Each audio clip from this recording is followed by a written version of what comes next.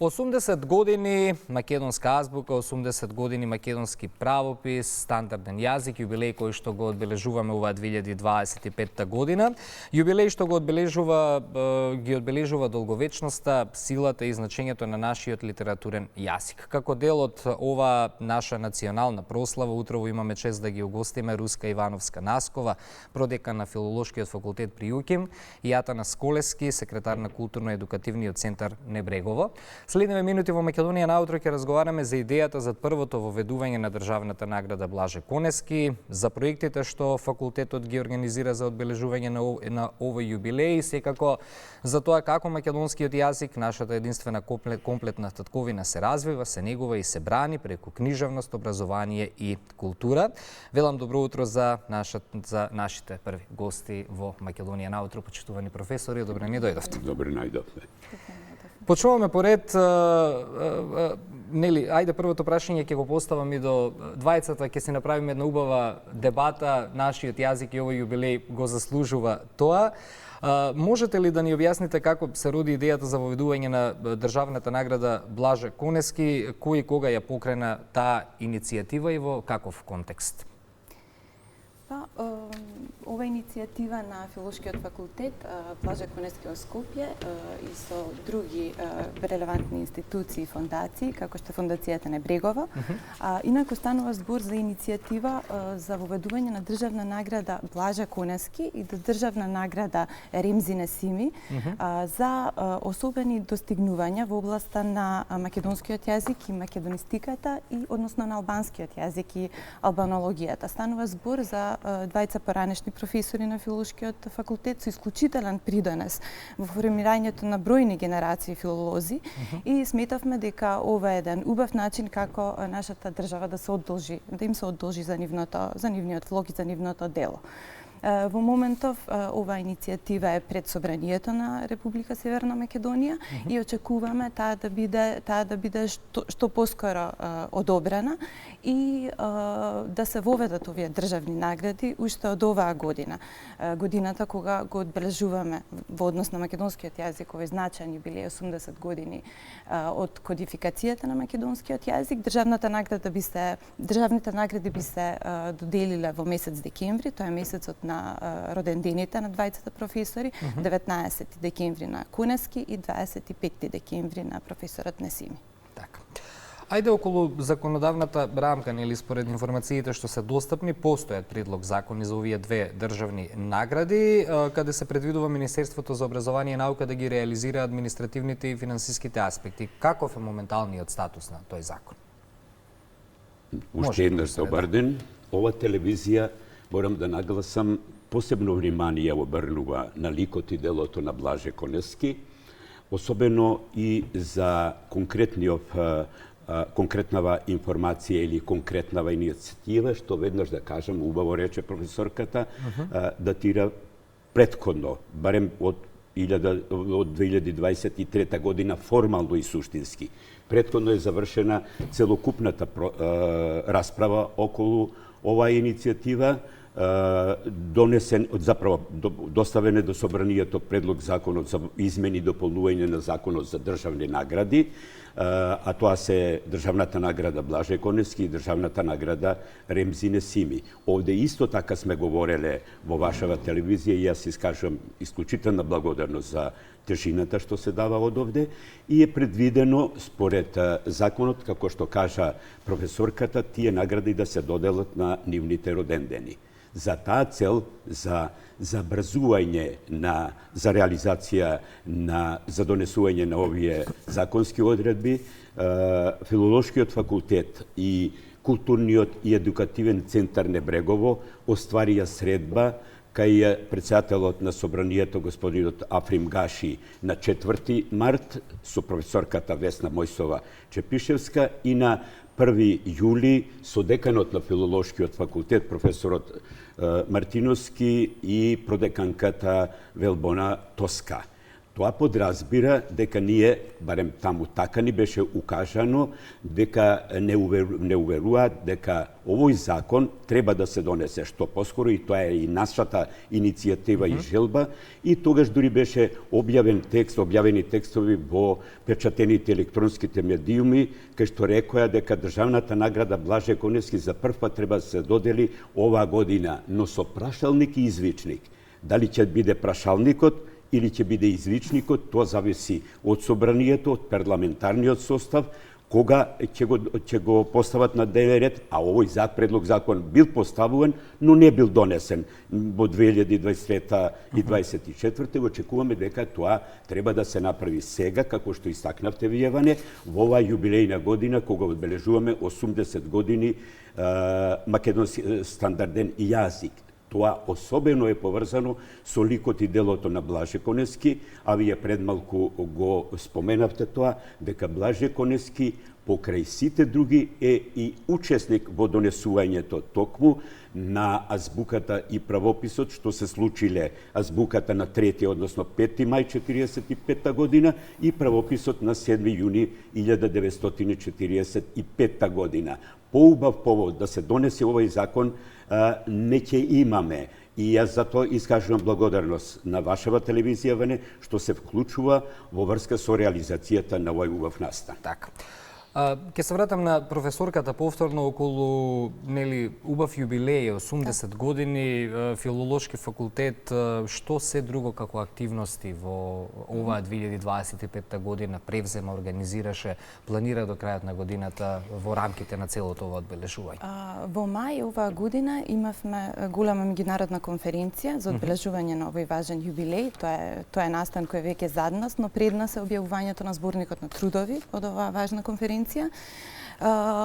Има различни видови други настани во текот на целата година, но јас би го издвоила од почнувањето на проектот Виртуелен музеј Коневски на Филолошкиот факултет во Скопје, кој се реализира во соработка со Македонската академија на науки и уметности, Факултетот за електротехника и информациски технологии, Институтот за литература, Институтот за македонски јазик Крсте Мисирков. Така. Еве уште едно прашање до двајцата професори. Како гледате на изразот јазикот е единствената наша комплетна татковина? Како се гради таа врска преку образование, преку генерациите, преку семејството, преку нас, медиумите? Убаво прашање, многу тешко и комплексно. Јас би рекла дека е јазикот нешто што е исклучително важно за сите нас и во сите контексти на нашето постоење, на нашето живење. Дека треба да внимаваме на нашиот јазик и во домот, и во нашиот образовен и работен контекст. Во таа смисла образованието е клучно. Треба да се работи на подигнување на свеста за мајчиниот јазик и да се овозможи што повеќе нови содржини, нови ресурси кои би ги поттикнувале, како да кажем, создавањето на таа свест. Така. Бане, се извинувам. Ова мисла, историска мисла од Блаже Коневски е искажана на 29. март 1986 година и е забележана на споменикот пред Ману. И таа навистина има историско значење во насловот слово за јазикот. И ова мисла го прави спојот меѓу она што значи минато, сегашност и иднина.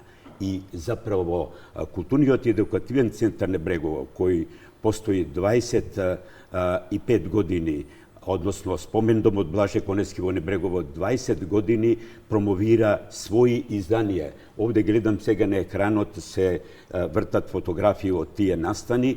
Ние во овој период сме издале 18 книги поврзани со ликот и делото на Блаже Коневски и особено со употребата на македонскиот литературен јазик во практиката. Ете, тоа беше и поводот ова година по 20 пат во Небрегово да се одржи тој настан поврзан со 80 години македонски стандарден јазик, каде што беше промовирана најновата книга, 18-та книга, што ја имате пред вас, и еве ја гледаме и на екранов, и кај што посебно го одбележувам присуството на представникот од кабинетот на претседателката, господинот Горан Момбировски, кога беше положено свежо цвеќе и беше оддадено значењето и поттикот дека навистина што поскоро треба да се донесе тој закон за измени и дополнување на законот за државни награди. Да го искористиме вашето гостување во Македонија наутро, да ја отвориме и темата и за предизвиците за македонскиот јазик денес, глобализација, дигитализација, миграција, користење странски јазици, небрежност во пишувањето и говорот, па дури на медиуми кои што некогаш беа расадник, национални медиуми, дали било државни, приватни, беа расадник на македонскиот литературен јазик. Денес гледаме сосема спротивност, невнимание во негата на литературниот јазик, па како ќе се исправиме пред сите овие предизвици ако некако од пиједесталот јазикот го ставивме на некое 5-то или 6-то место според важност на тоа како јавно го говориме?